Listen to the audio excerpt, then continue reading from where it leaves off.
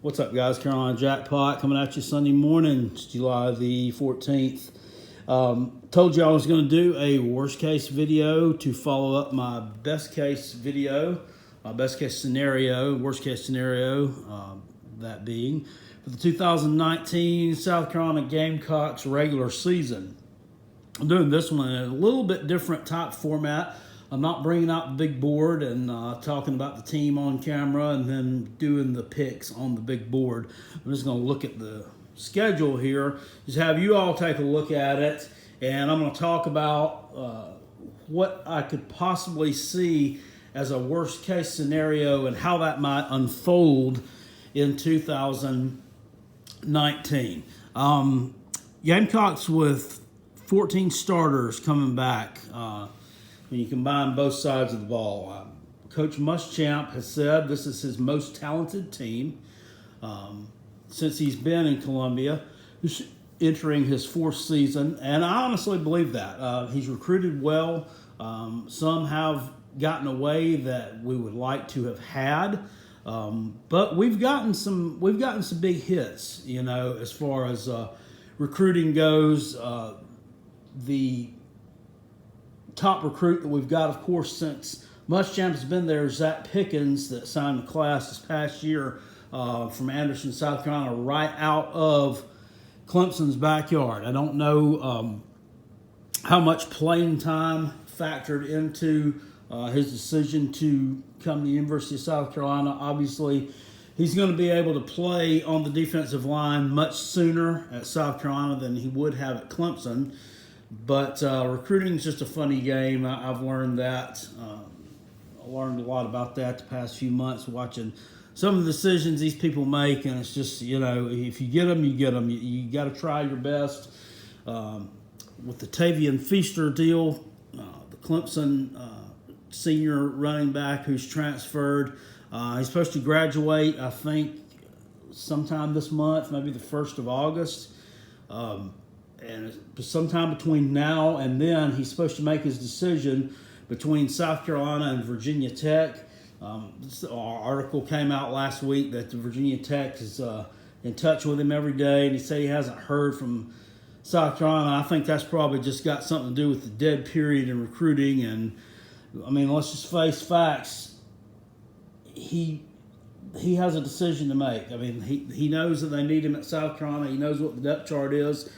He knows that our running back situation is not the best in the world, and if he wants to come here, he'll come here. If he doesn't, I don't think it's going to be the difference between winning 6 games and winning 9 games. Okay, I mean, I think he is a talented player, but I don't think he's an elite level player. I don't think that he was a great blocker. I think that he. I don't know. I don't think that he was elite, and therefore that's why I wasn't starting up there. That's why his job was taken while he was playing second string. I mean, do we really want somebody second stringer? I don't know. So not trying to set it up for that we're not going to get him to come to South Carolina, but I mean, it's a toss-up. It's 50-50 as far as I'm concerned on that one for right now. But anyway, without further ado, let's keep it moving along and get into the schedule here. And we're talking worst-case scenario for 2019. None of us like to discuss worst-case scenarios either. But you have to always prepare yourself for if things go wrong. I mean, if things go wrong, how will your team respond, and what will it end up looking like at the end of the year? This is kind of what I can see unfolding. August 31st at or in Charlotte against UNC in the Belt College football kickoff. South Carolina 2-0 in this game. In season openers. They're actually 3-0 in season openers in Charlotte. They opened the 2011 season with a win over East Carolina. I was at that one. That was a game where we fell behind by 3 touchdowns in the first half and had to rally from behind and ended up kind of blowing them out. So we're 3-0 there. I expect to go 4-0 in Charlotte. I don't really think you got a lot to worry about with UNC. They're going to be starting a true freshman quarterback while talented. I mean, he doesn't have a lot of talent around him.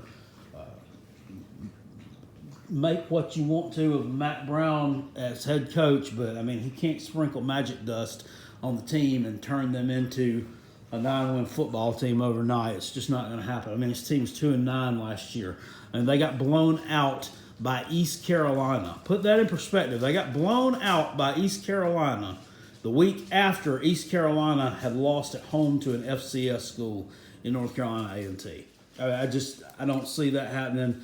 Either way, worst case, best case scenario, I think you're beating UNC. But let's just say, we don't beat them. Say it's a tight game, and we beat them by less than a touchdown. Okay, then you're going into the next week, a home game with Charleston Southern, and then, the fan base is a little more anxious in that game. Say we don't play particularly well there, but once again, I don't think you are in danger of losing to Charleston Southern. This is an FCS team. They're not even on the level of a Citadel or a Wofford. I mean, they're just not. They've had a couple of good seasons in the past 5 years, but they're not.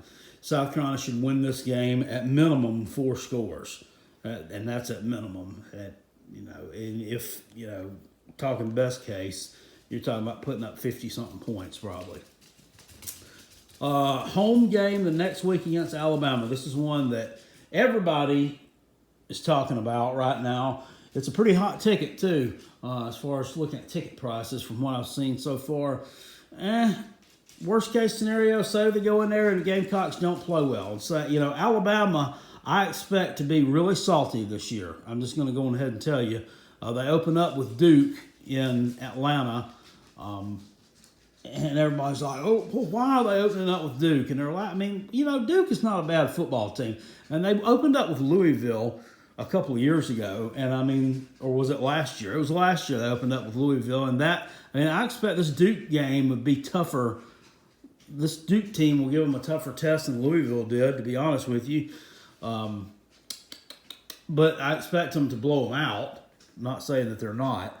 And then next week, I think they're playing one of the, I'm not sure who they play the next week. I think it's one of the directional Louisiana schools, maybe the Louisiana Monroe or UL Lafayette, one of those teams. I got it right here in front of me. Who did they play? Oh, it's New Mexico State. I'm sorry. So even worse. So they're going to come in 2-0 after 2 blowout victories. And, so we don't play particularly well. And that's going to be key. That secondary is one part of our defense that I'm kind of concerned about. I don't know about you guys concerned about it, but I certainly am. They haven't played particularly well the past couple of years. They've shown flashes of playing well. And they've gotten some big-time recruits there. Cam Smith's coming in this year. But... and Jamel Cook, the kid from USC, the West Coast version, looked real impressive in that spring game. So I expect that unit to be improved, but it's definitely going to get tested that day by the nation. Either he's the best quarterback in the nation or Trevor Lawrence is, one of the two. You take your pick on which one you think's better. If I had to pick, I'd put them 1A and 1B. With Tua, and I think that Tua is he's going to be out to silence critics this year. A lot of people, kind of naysaying him from last year, being injured a lot and making some bad decisions in that national championship game. I think they're going to come out to right the ship on that one. And what better team to ride it against than a team from the same state as the ones who blew you out in the national championship game? I could just see that scenario unfolding. I could see Jerry Jeudy getting behind our defense for a couple of easy scores. This guy is extremely fast. I could just see a blur, and we're down by 21 points. So say that happens, and we lose this game 52-17. Okay, well then you kind of start to snowball a little bit. You kind of lose some confidence, because I have every intention that the Gamecocks can come into this game kind of like they were last year, against Georgia, thinking that we can knock these guys off. And then I can just see that happening. I can see us making a mistake, falling behind early, and it's snowballing, and it's getting really bad. So we take a loss there, and then we go next week on the road to Missouri, a team that we've beaten the past 3 years consecutively. We kind of have their number a little bit. I'm in a lot of Facebook groups, and we beat them last year at home, and Clemson fans, Tater fans, how I call them, like to say we won because of the rainstorm. It rained on Missouri also. Okay, we won because we stopped them when we needed to, and Michael Scarnecchia, while the playbook I think may have been a little bit simplified for him, he didn't make mistakes. He didn't He showed poise under pressure that we haven't always seen from Jake Bentley, and we won the game. He led us down the field. Inside of 2 minutes left, kicked a field goal, and we won that game. So give a lot of credit there to the coaching staff and to him especially. That was a great effort to win that football game. On the road this year, a lot of people are picking Missouri to be a team that wins 8 games or so, and that's pretty much a byproduct of their schedule. Their schedule in non-conference especially is ridiculous. I mean, it's just ridiculously easy. So, there's 4 wins there. They do have a game against West Virginia, who a lot of people expect to be down. If they take a loss in the non-conference, that's who it'll be to, but I don't expect them to lose that game. So we go on the road. We've already experienced Kelly Bryant at quarterback one time when he played for Clemson and didn't do so well against him. He ran the ball, moved it against us pretty well, threw a couple of long completions, touchdown passes. It looked good, but on the flip side, he's not going to have the same supporting cast at Missouri as he had at Clemson. But he's still a heck of a player in his own right. The one we need to be worried about is the running back, Larry Roundtree III, probably, wherever you want to look at, probably the second or third best running back in the SEC. I rank him like DeAndre Swift, Georgia, Keyshawn Vaughn from Vanderbilt, Larry Roundtree, Najee Harris from Alabama. The kid from Mississippi is really good also that they don't talk about a lot. But Larry Roundtree is another one that could do some damage. So say we go to Missouri, we don't play particularly well there. Say Jake Bentley's confidence is shaken after the Alabama game. Say we drop that game.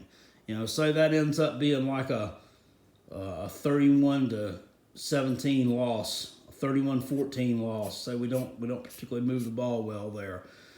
Then you're going home to play Kentucky, a team that you've lost to 5 years in a row. South Carolina, this is one of the things that's going to define this year for Muschamp. A lot of people are talking about the schedule, and there's 3 sure losses on there: Clemson, Alabama, and the Georgia game. Well, to me, that's not acceptable. That's not acceptable to already chalk up that you're going to have these 3 losses and that you're probably going to lose 2 more games. So that's not acceptable for me as far as moving your program forward in a positive direction. It's just not. Eventually, South Carolina is going to have to knock off one of these teams. They're going to have to knock off one of the big teams, one of the ranked teams, one of the Georgias. They're going to have to knock off a Clemson. They're going to have to knock them off as far as recruiting goes, program building goes. I mean, let's just face it. I mean, can you imagine what an upset victory over one of these teams? Can you imagine what that would do? That could sway another recruit your way. That could sway 2 recruits your way that you might not have gotten before. Just putting your program in a little bit more of a positive light. They've got to, just making a decent showing, a moral victory, and then beating the teams you're supposed to, for me, that's that's not good enough. And, they talk about Muschamp, and is he on the hot seat or not? And, well, no, I don't think he is. But then again, you got fans who kind of think that he shouldn't be judged at all off the performance on the field in the 2019 season as far as the win-loss record goes because of the schedule. Well, I don't necessarily believe that. I mean, there's accountability. You have to hold your coaching staff accountable because they're ultimately responsible for this team. And just because you've got it tough, just because you got a tough task at work, or, you've got some important deadlines that are coming up and it's all rushing in at one time, does your boss not get held accountable by his superior just because they had some tough situations coming in all at once? No, he does. Gets held accountable. Same thing here. Absolutely the same thing here. There's some big recruits out there, the Jordan Birches and these kids, and we don't know where that one's going to go right now, but I'm pretty sure it'll probably end up at Clemson. I mean, it probably will. I'm 95% sure of that. These kind of things are going to sway a few kids our way. The Kentucky game is vital. It is vital for this program. They have got to get that monkey off their back because let's just face facts. You can agree with me if you want to. We can sit here and discuss it and hash it out all you want. But South Carolina is more talented than Kentucky. South Carolina has a better football program, facilities, and coaching, in my opinion, than Kentucky does, and players. Yet you're continuing to lose to them every year. You've got to right the ship here. So that's why, in my mind, I don't care what happens in those first 4 games. We're talking still worst case scenario. I still think South Carolina beats Kentucky at home this year. I just think that is one thing that they've set forward this year as a goal that's just not going to be denied. Let's say we get a 30-24 victory at home against Kentucky in week 5. Don't particularly play well, but we still win that game. And you got an off week. We go on the road to Georgia. I've already talked in my previous video, best case scenario, that of the big 3, I think Georgia is the team that I feel like South Carolina has the best chance to knock off. And, it's not a knock on Georgia, and I'm not trying to trash talk here. It's just simply familiarity with the program, familiarity with playing them every year. Yes, I know we play Clemson every year, but the style of football that Georgia plays, it's a run-first offense, and the fact that they've lost their best receiver that was returning, so they really basically have no experience at the receiver position. They got a couple of transfers and some young kids. Their running back, now Swift, is actually the player who leads them in receiving yards returning from last year. That style of football just lends itself to, we can be in this game, we can stay in this game and keep it close. Athens is a venue that South Carolina, even when we haven't had particularly great teams, has traditionally played well in. Forget that 2015 was even a year, okay? Because forget that one even happened. If you don't look at that, though, if you go back and look at, in 2007, we finished up 6-6. I think that Georgia ended up going to the Sugar Bowl that year, but we beat them. In Athens, 16-12. 2009 was a close game. 2011, we win down there. 2013, we lost a close one. Then back in 2017, you ran through the SEC East just like nobody's business, just like it wasn't even there. Breezed through that schedule. South Carolina actually played Georgia better than anybody else in the SEC East did that year. I think it was 24-10 Dogs. We just couldn't move the ball at all in the second half, but they played pretty well that day. But let's say we go down there and you see more of the same stuff happen as last year. Say they found a receiver by that time. Say he gets behind their defense for a couple of touchdowns like Miko Hardman did last year and sets the tone. Say you make a couple more mistakes and we lose this one. Say we lose another 41-14 game like last year was 41-17. Then, the confidence starts to slip a little bit. Then you're 3-3 after 6 games, and you've really beaten no one of substance. Florida, another tough team. You got them at home the next week.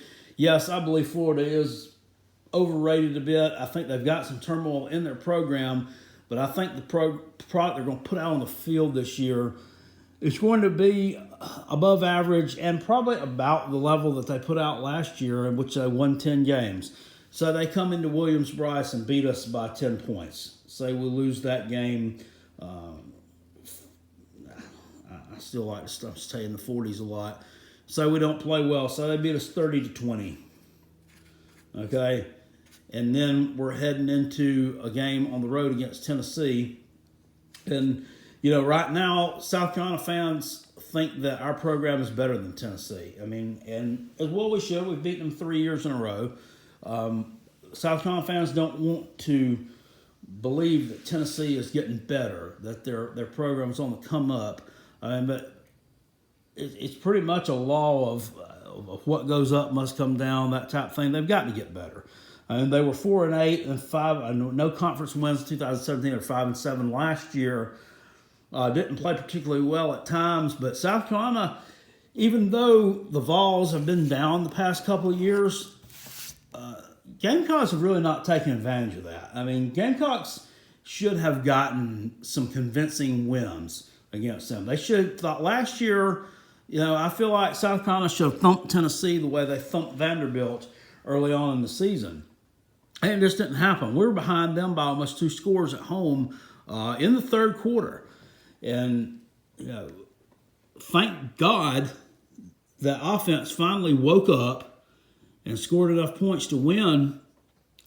But the game the year before, you look at, we were ahead most of the game.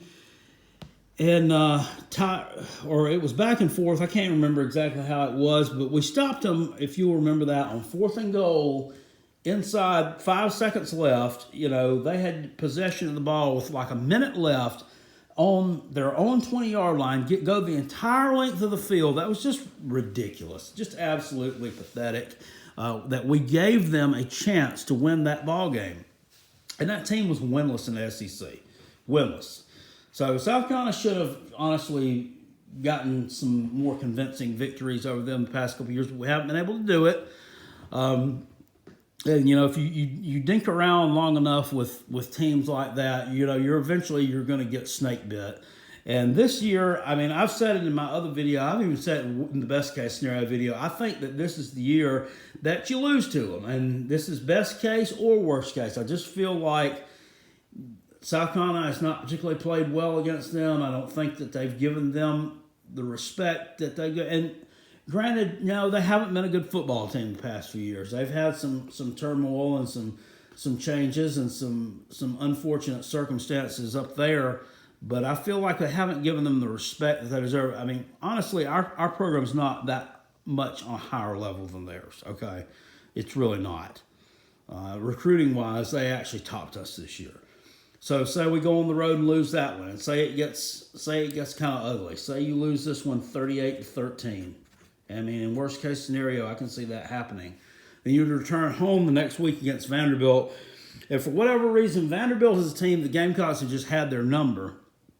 And I know that sounds strange to say for, we've had their number. You think, well, everybody has Vanderbilt's number. Well, go back and look at the history the past 8 to 10 years. And they've put some pretty decent football teams on the field. James Franklin put some teams on the field that won 8-9 games in a season. Henceforth, why he has the job at Penn State now. I mean, it doesn't matter what you think of James Franklin as personally. He is a heck of a football coach. Derek Mason goes in there, and I think he's done a solid B+ job at Vanderbilt with what he's got. I mean, I think they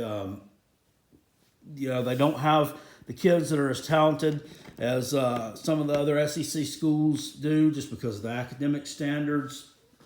But he's done a good job. They hasn't had a winning record. He's went to a couple of bowl games, which they lost both of them, and finished up 6-7. But at Vanderbilt, and that's not enough to get your fan base in an uproar, and it's definitely not enough to get you put on the hot seat.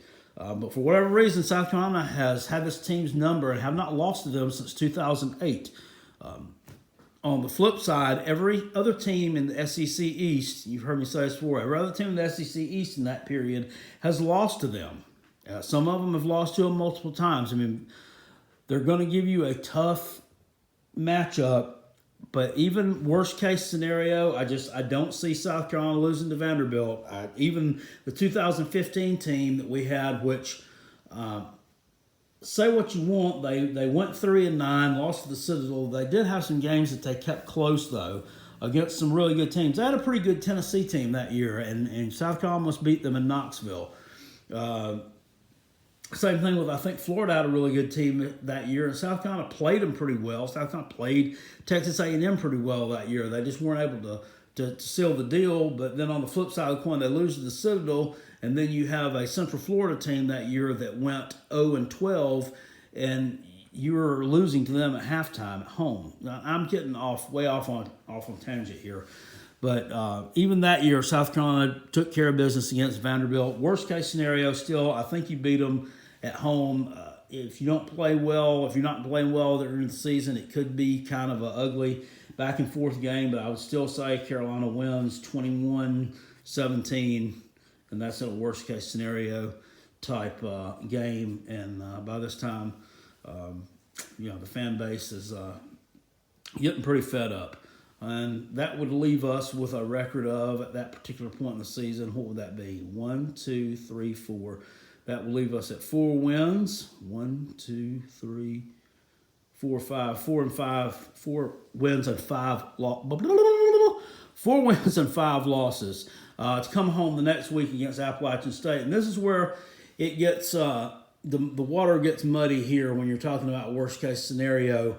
This is a team that can beat South Carolina. I mean, there are people out there, I've heard some other folks talk about, Carolina and college football and stuff on YouTube, that they don't think that App State even stands a chance. We're just going to be, we have much more talent than do we really? Do we really?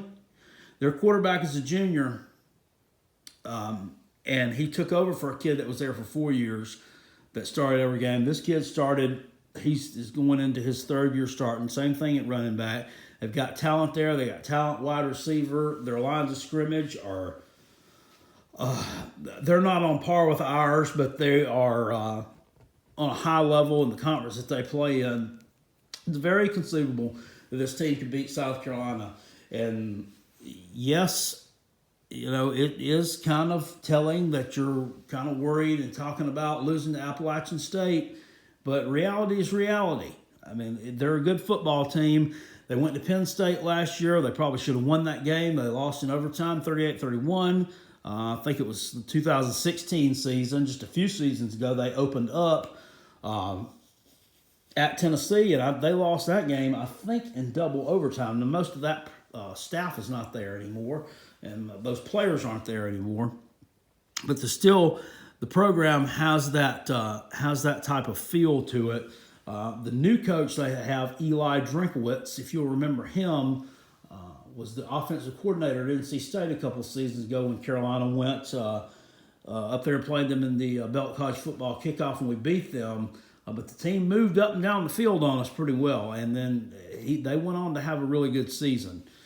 So if anything, he's going to upgrade the offense there, which is kind of scary because they're winning 10, 11 games a year already. Say we go home, say we lose that game, and say it gets kind of bad. Say Carolina loses that game, say we lose that one 41-24. And it can happen. I'm telling you, it can happen. I've seen it happen with this team before. I mean, I've sat in the stands for this stuff before. One that sticks out in my mind years ago, it was the 1994 season. I think we had just went on the road and beat LSU a couple of weeks prior in a rainstorm, which is not a great LSU team, but nonetheless we'd beaten them. That's when Brad Scott was coach and Steve Tannehill, I think, was a junior. And we came home and we played East Carolina. And they had a running back, I never will forget it. I was sitting there for this one, named Junior Smith.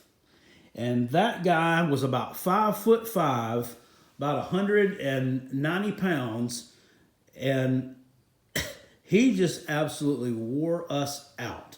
He wore us out, and I cannot remember what their quarterback's name was. Maybe it's Marcus Crandall, maybe. Anyway, they got up on us 27-0, and we came back and kind of made it respectable. But we ended up losing the game like 56-24. They beat the brakes off us that day. And this is the same team, type team, they're in like the same type situation. It's a good team that really doesn't get all of the exposure, kind of like the East Carolina team was. Didn't get a lot of exposure. Just because of where they're at, because it's a smaller market team. But, man, I'm telling you, they can play some football. And they could definitely lose that game. That would drop us to 4-6 on the year for going on the road, play Texas A&M. A team that's expected to contend for second place in the SEC West this year. So I say expected to contend for second place, I'm talking about them. LSU and Auburn are all in the mix there to see who's going to be second fiddle to Alabama, because I'm telling you, I think that Alabama is going to run through that regular season schedule undefeated again. I just do. And Texas A&M, a lot of talent. Their quarterback is really good. We saw that last year, what Kellen Mond can do. Still got a couple of kids at wide receiver. They got to replace their running back. I already did a preview video on them way back. If you want to go check it out, it'll be in the playlist. But this is a spot where South Carolina is a team. It has traditionally played Texas A&M well, so I would think that would continue. But let's just say we still don't have enough gas in the tank, and we go out there and lose this game 34-21. So they play well, but lose it. I don't see South Carolina getting blown out by Texas A&M, even if things aren't really going good. And by this time of the year, we've got a few injuries, and we've got a week off to heal. We come home and play Clemson. Once again, I don't see South Carolina getting blown out by Clemson anymore. I think that we are past that. But say we don't play particularly well that day either, and they take advantage of the mistakes, which they will. And let's say Trevor Lawrence has a good day, but not a great day, and Carolina still loses the game 45-24. Say we score a late touchdown to make it look somewhat respectable, even though it's really not. And that would end the season at 4-8. You would have no bowl, 2 conference wins over teams that are below you in the SEC East standings, or say Vanderbilt's below you and Kentucky you're tied with them for 5th place or whatever. I mean, that is my worst case scenario for the Gamecocks. Like I say, I still don't see them losing to Kentucky. I think that, be damned, they will break that streak this year. But I think a 4-8 season is the absolutely worst case scenario, and I don't like to talk about worst case scenarios, but I mean, it's just inevitable that you have to, because it could definitely come up. So that's my take on this one. Hope you enjoyed this format, guys. It's easier for me to just get out here and just let it all flow. Not really, I'm making a video, but I'm not really making a video. And leave your thoughts. Let me know what you think down in the comment section below. And next week we'll resume with a couple of videos on a couple different teams. I'm not quite sure who I'm going to do yet. I'll pick somebody from the list that was left for me on the Who Wants to Be Next video that I did last week. But I got to get ready. I'm going on vacation on Friday, and we'll be gone to Pennsylvania, to the mountains, for a week. So I probably won't do any kind of videos there other than just maybe a few scratch videos and stuff. I want to spend some time with my family and that, and give them the attention they deserve. So I will see you all next time. Appreciate it.